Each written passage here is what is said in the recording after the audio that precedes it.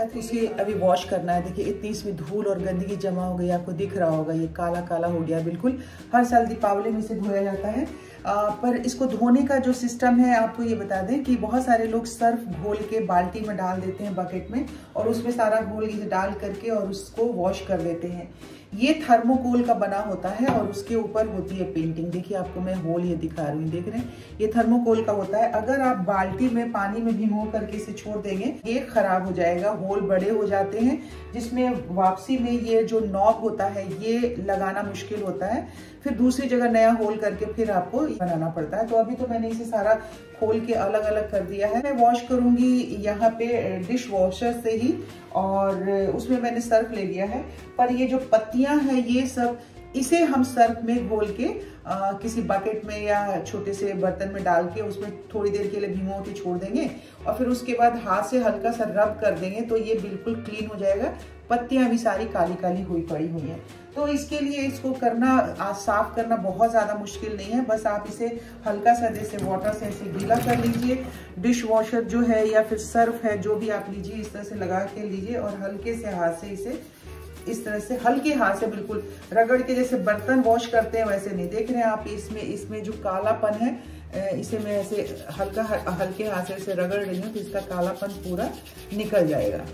मतलब light green colour का हमारा जो वो निकल आया है। इसी तरीके से हम एक एक को साफ करेंगे। इसे मैं अभी अंदर नहीं रख रही हूँ, पानी में नहीं वॉश कर रही हूँ, थोड़ी देर रहने देती हूँ। और जब सारे खीरे को मैंने सर्फ से धो लिया तो अब इसे पानी से वॉश करके निकाल देती हूँ। देखिए इतने अच्छे से ये क्लीन हो गया था ना, देख के आश्चर्य लग रहा था। देखिए कितना ग्रीन ग्रीन मेरा खीरा है, बिल्कुल धुल के तैयार हो गया है। इसके उभार जो होते हैं, दाने होते हैं खीरे में, वो भी दिखाई दे रहा है। ये 4 दिवाली से हमारे पास है और इसी तरह से क्लीन करके इसे मैंने रखा है। जितना खीरा साफ किया था ये कितने अच्छे से सारे के सारे क्लीन हो गए हैं।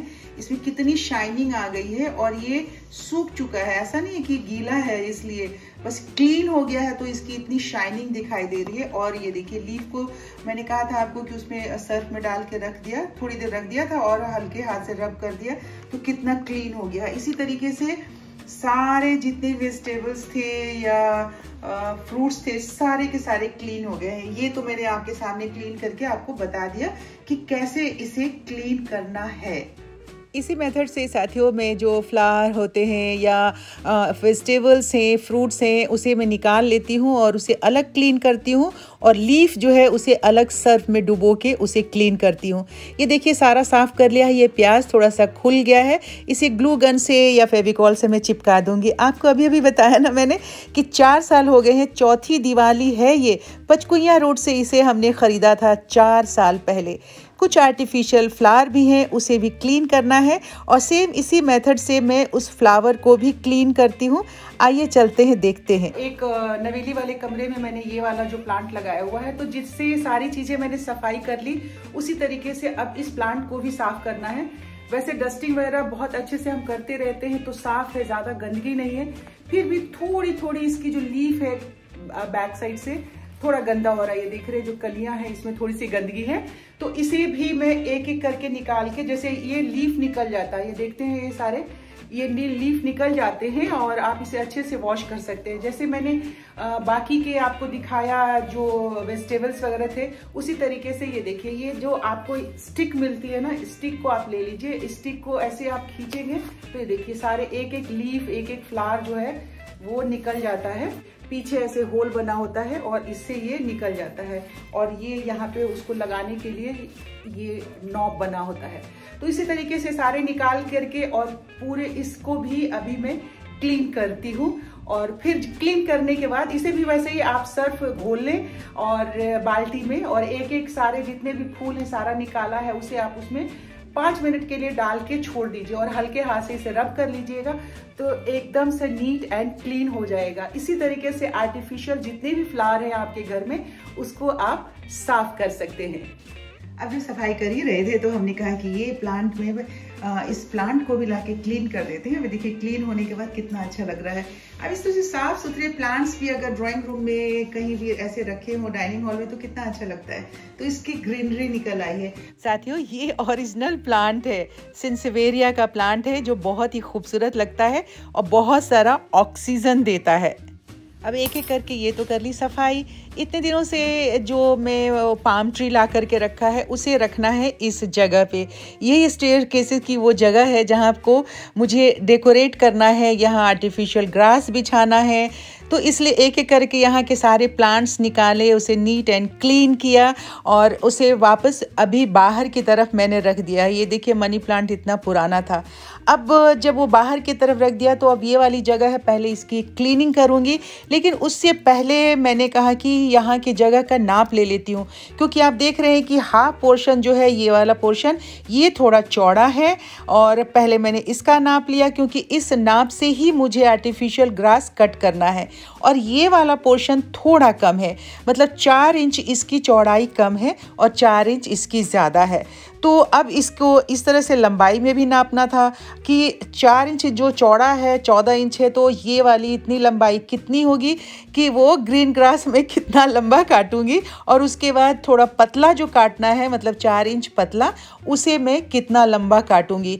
तो ये तकरीबन 39 इंचेस का हुआ। और इस तरीके से मैंने इसे पूरा नाप ले लिया। और नाप लेने के बाद ये देखिए, पहले मैंने इस तरफ से लिया था, अब इस तरफ से भी ले लिया। अब पूरा इसका नाप ले लिया है, तैयार कर लिया है। अब इसके बाद मैं इसे क्लीन कर लूँगी। उतनी देर जो आर्टिफिशियल ग्रीन ग्रास है उसे कट कर लेती हूँ और कट करके उसे भी वॉश कर लेना है। तो चलिए ग्रीन ग्रास निकालते हैं और कट करते हैं। बहुत सारा काम है। उसके बाद पहले तो ये पाम ट्री का वहाँ डेकोरेशन करूँगी। उसके बाद जितने भी मेरे पास एक्सेसरीज हैं, जैसे ये सारे टॉय वगैरह है, इनको भी पेंट करना है। अगर टाइम मिला तो मैं करूँगी। और साथ ही आर्टिफिशियल ग्रास मैंने निकाला तो है, पर इतना ज़्यादा इसके ऊपर गंदगी है, इसको वॉश करना होगा। और मेरे ऑफिस जाने का टाइम हो गया है, बिल्कुल ही टाइम नहीं है, 9:15 हो गए हैं। तो अब मैं जा रही हूँ तैयार होने के लिए। शाम को ऑफिस से आने के बाद फिर ये जो भी पेंडिंग काम है वो सारा कुछ मैं आपके लिए करूँगी। साथियों, आप सबका बहुत बहुत स्वागत है। दिन के 10:30 बजे है और मैं ऑफिस के लिए निकल चुकी हूँ। सड़क पे हूँ लिटरली, और ट्रैफिक बहुत ज़्यादा है। दीपावली की वजह से इतनी ज़्यादा ट्रैफिक मिल रही है कि आधे घंटे का जो सफ़र होता है, रास्ता तय करना होता है मुझे। इन दिनों अगर दिन के ट्रांसमिशन में ड्यूटी हो रही है तो 1.5 घंटा लग जा रहा है। 1 घंटा हो चुका है, अभी आधे रास्ते तक पहुंची हूँ। आप सबका बहुत बहुत स्वागत है। अब ऑफिस पहुंचने के बाद जो कुछ भी होगा वो दिन में शाम के 6 बजे के बाद ही होगा और आपसे मुलाकात होगी। देखती हूँ ऑफिस में कुछ क्लिपिंग अगर रिकॉर्ड कर पाई तो कर पाई, वरना मिलते हैं आपसे शाम को। ये देखिए, ट्रैफिक की इतनी बुरी हालत होती है कि एम्बुलेंस जो है वो भी बीच में हॉर्न बजाता हुआ फंसा रहता है, और हमारी तो क्या भी साथ है। शाम को भी यही स्थिति है। देखिए, घर के लिए निकली हूँ। ये देख रहे हैं साथियों, इतनी ज्यादा ट्रैफिक है, घंटा भर हो गया। 1 घंटे से इस जाम में मैं फंसी हुई हूँ घर जाने के लिए। कोई गाड़ी हिल नहीं रही है। दाहिने साइड से आ रही है गाड़ी, और ये जो वेस्ट दिल्ली के लिए जाती है सड़क, अभी तो धौला कुआं भी नहीं पहुंचे हैं। 1 घंटा पूरे हो गया मुझे इस जाम में, देख लीजिए।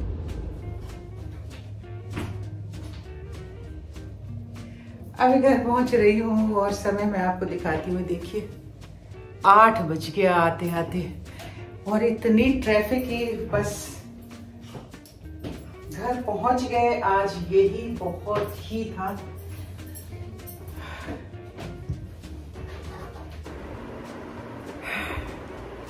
कपड़ों पे चेंज कर लिए हैं, चाय मिल गई है, और साथ में बॉडी ने मखाना दिया है भून के। चाय पीते हैं।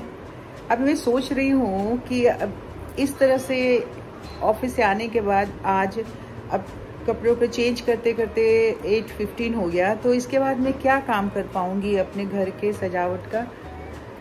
फिर सुबह मॉर्निंग ड्यूटी है, सुबह 5 बजे निकल जाना है, फिर आते आते 12 बज जाएंगे। अब एक दिन सिर्फ बच गया है, और सारी चीज़ें बाज़ार से छोटी छोटी ख़रीद के रखे हुए भी, और काम नहीं हो पा रहा है समय की कमी की वजह से।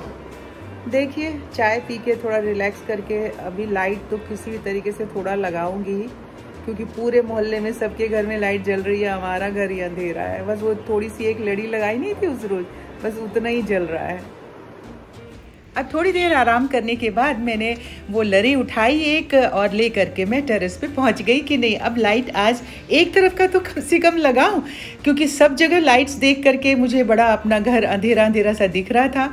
अब वो जो खुली वाली एक लरी थी ना, जो पैकेट खुला वाला दिया था उन्होंने, वो लेके मैं चली गई और वहाँ पे उसको प्लग इन कर दिया, जला दिया। और उसके बाद मैंने उसको जैसे ही सोचा कि अब लगा देती हूँ तो ये उलझ गया था, सारा उलझा हुआ ही था।